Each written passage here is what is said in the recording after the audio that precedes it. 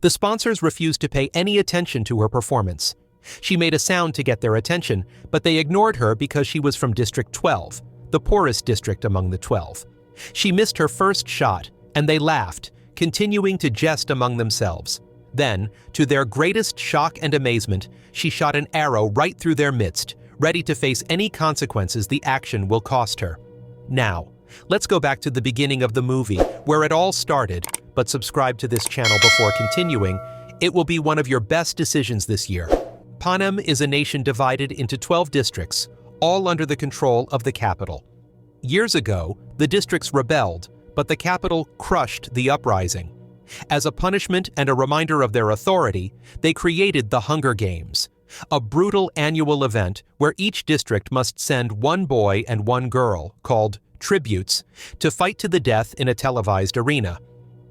The last survivor is crowned the victor and rewarded with food, wealth, and prestige for their district. Katniss Everdeen, a 16-year-old girl from District 12, lives in the poorest district, where coal mining is the main industry. After her father died in a mining accident, her mother fell into deep depression, forcing Katniss to take responsibility for their survival. She hunts illegally in the woods with her best friend, Gale Hawthorne, who, like her, lost his father in the mines. Together, they provide for their families by trading their game at the Hob, the district's black market.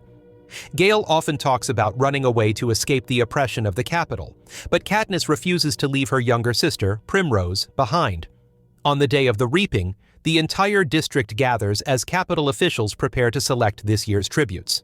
Effie Trinket, the escort assigned to District 12, draws the name of the female tribute, Primrose Everdeen. Shocked and terrified, Prim hesitantly steps forward, but before she can reach the stage, Katniss volunteers to take her place.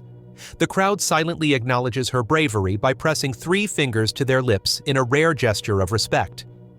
The male tribute is then announced, Peeta Mellark, the baker's son. Katniss recognizes him immediately.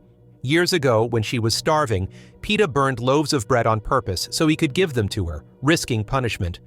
That moment of kindness has stayed with her ever since, and now they must face each other in the games. One of them must die. Katniss and Peeta say their goodbyes to their families before being taken on a high-speed train to the capital. On board, they meet their mentor, Haymitch Abernathy, District 12's only surviving victor. He is a drunk, indifferent at first, but he emphasizes that winning sponsors is crucial to survival.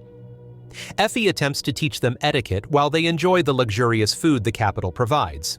Peeta tries to talk to Katniss, but she remains distant, focused on preparing for what's ahead. Upon arriving in the capital, they are overwhelmed by the grand architecture and the flamboyantly dressed citizens who treat them like entertainment. The tributes are prepared for the opening ceremony, where they ride through the streets on chariots. Their stylist, Cinna, designs outfits that set them apart, black suits that burst into artificial flames, earning Katniss the nickname the Girl on Fire and making them instant crowd favorites. Next, they begin training, learning survival skills and combat techniques. Katniss observes the career tributes from Districts 1 and 2, who have been trained their whole lives for the games and form alliances to dominate early. Peeta impresses the game makers by demonstrating his strength, throwing a heavy weight across the room. Katniss Everdeen stood before the panel of game makers, her bow gripped firmly in her hands. This was her moment to impress them, to earn a high training score that could increase her chances of survival in the arena. But as she prepared to take her first shot, she realized something. No one was paying attention. The game makers, seated at a lavish banquet table, were more interested in their feast than in her. Platters of roasted meats, fine cheeses, and rich desserts were passed around as they laughed and drank, barely acknowledging her presence. To them, she was just another tribute from District 12, insignificant, forgettable. Katniss tightened her grip on the bowstring, frustration bubbling inside her. She had trained for this. She had spent years hunting to feed her family, perfecting her aim, learning to survive. And now, the very people who would decide her fate couldn't even be bothered to watch. Gritting her teeth, she took aim at the target and released her first arrow. It sailed through the air, thwack, but landed just off-center. A decent shot, but not perfect. None of the game makers looked up. A few of them chuckled, continuing their conversations as though she weren't even in the room. Her hands trembled with irritation, This wasn't just a test of skill, this was a game of power. They had already judged her unworthy. Fine. If they wouldn't give her their attention, she would take it. She nocked another arrow, but this time she didn't aim for the target. She set her sights on something more shocking. She released. The arrow flew across the room, cutting through the air with deadly precision. It struck the roasted pig sitting on the banquet table, straight through the apple in its mouth. The force pinned the apple to the wall behind it with a loud thunk. Silence. The laughter and chatter died instantly. Goblets froze mid-air. A few game makers' jaws hung open in disbelief. One man had nearly choked on his drink. Katniss let the silence stretch, then tilted her head slightly and said, "Thank you for your consideration." She turned on her heel and walked out, leaving them in stunned silence. As the doors closed behind her, her heart pounded. Had she gone too far? Would they punish her for it? But one thing was certain, she was no longer invisible. Before the games, the tributes are interviewed by Caesar Flickerman, the charismatic Capitol host. Peeta shocks everyone by confessing his love for Katniss on live television. Katniss is caught off guard, believing it's a strategy to gain sympathy, but Haymitch urges her to play along, as their love story could help attract sponsors. Katniss sat stiffly on the couch in the District 12 common room, her arms crossed tightly over her chest. The Capitol anthem blared from the screen as the training scores were about to be revealed. Her stomach twisted with anxiety. Had she just ruined her chances? Had the game makers been impressed? Or had she made herself a target? Peeta sat beside her, his knee bouncing slightly in anticipation. Haymitch lounged in a chair nearby, looking unbothered as always, while Effie stood rigid, wringing her hands. One by one, the scores appeared on the screen, each tribute's face flashing alongside a number between 1 and 12.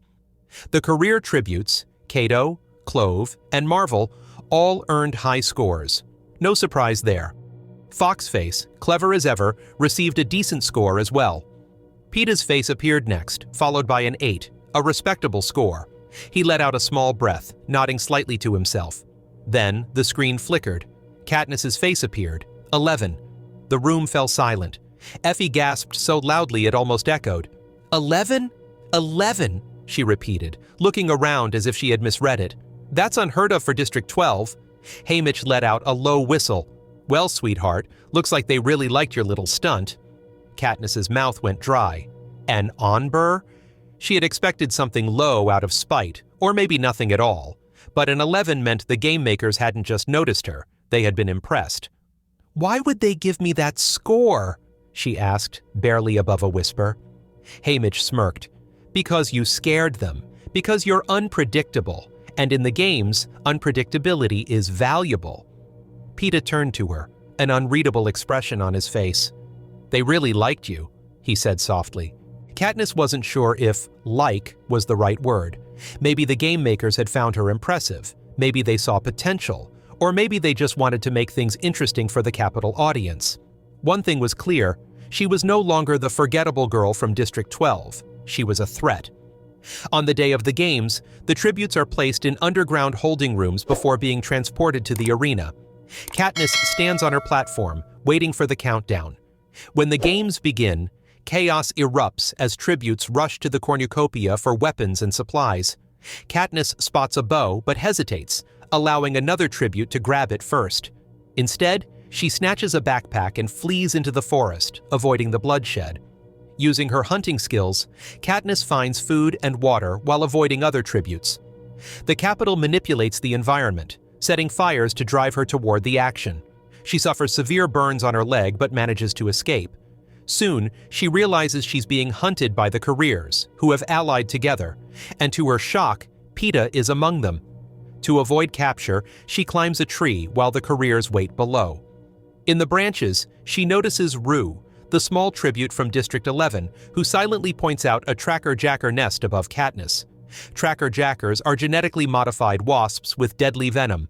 Katniss cuts the branch, causing the nest to fall onto the careers below. Glimmer, a career tribute, is stung to death, while the others flee. Katniss, also stung, hallucinates, but manages to grab Glimmer's bow before escaping. She eventually collapses from the venom's effects, but wakes up to find Rue caring for her. They form an alliance and strategize to weaken the careers by destroying their food supply. Rue distracts them while Katniss sets off landmines, blowing up their supplies. However, Rue is caught in a trap. Before Katniss can free her, Marvel, a career tribute, kills her with a spear. Enraged, Katniss shoots him with an arrow, then stays with Rue until she dies, singing to her as a final comfort. As a tribute to Rue, Katniss decorates her body with flowers. Rue's death sparks an uprising in District 11, leading the capital to reconsider the rules. The game makers announce a new change. 2 tributes from the same district can now win. Katniss immediately searches for Peeta and finds him severely injured, hiding near a riverbank. She helps him to a cave, where she tends to his wounds. To please the audience and attract sponsors, she plays into their love story, sharing tender moments with Peeta as they wait for help. A feast is announced at the cornucopia, containing crucial supplies for the remaining tributes. Katniss risks going to retrieve medicine for Peeta, but is ambushed by Clove, a career tribute. Clove taunts her about Rue's death and prepares to kill her, but Thresh, the male tribute from District 11, intervenes. Out of gratitude for Katniss's kindness to Rue, he kills Clove and spares Katniss, warning her to run. She returns to Peeta with the medicine, and he recovers overnight. As the number of tributes dwindles, the game makers unleash genetically engineered creatures called mutts, beasts resembling the fallen tributes. Katniss and Peeta flee to the cornucopia, where Cato, the last career tribute, takes Peeta hostage. After a struggle, Katniss shoots Cato, and he falls to the mutts below. The capital then announces that the rule change has been revoked. Only 1 tribute can win. As the final 2 tributes standing in the 74th Hunger Games, Katniss Everdeen and Peeta Mellark are faced with a devastating announcement. The previous rule allowing 2 victors has been revoked. Now, only one of them can survive.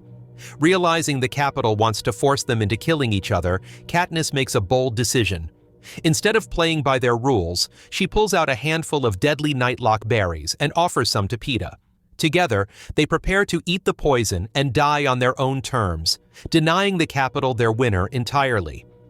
At the last second, the game makers panic. If both tributes die, there will be no victor, and the games will be meaningless. A frantic voice stops them just in time, and they are hastily declared co-winners of the Hunger Games. Back in the capital, Katniss and Peeta are celebrated, but Haymitch warns them that their act of defiance has made them dangerous. President Snow watches them closely, his expression calm but menacing. Katniss may have won the games, but she has embarrassed the capital and sparked the seeds of rebellion. Meanwhile, Seneca Crane, the head game maker responsible for the rule change, faces the ultimate punishment. Locked inside a lavish, empty room, he finds a single bowl of nightlock berries waiting for him. There is no escape. He failed to control the games, and President Snow does not tolerate failure. As the capital celebrates its victors, the true consequences of their defiance are just beginning. If you enjoyed this video, please do well to like, subscribe, and comment on what movies you want us to review for you. Also, turn on the notification bell icon so you don't miss any of our videos. Thanks, and see you in the next video.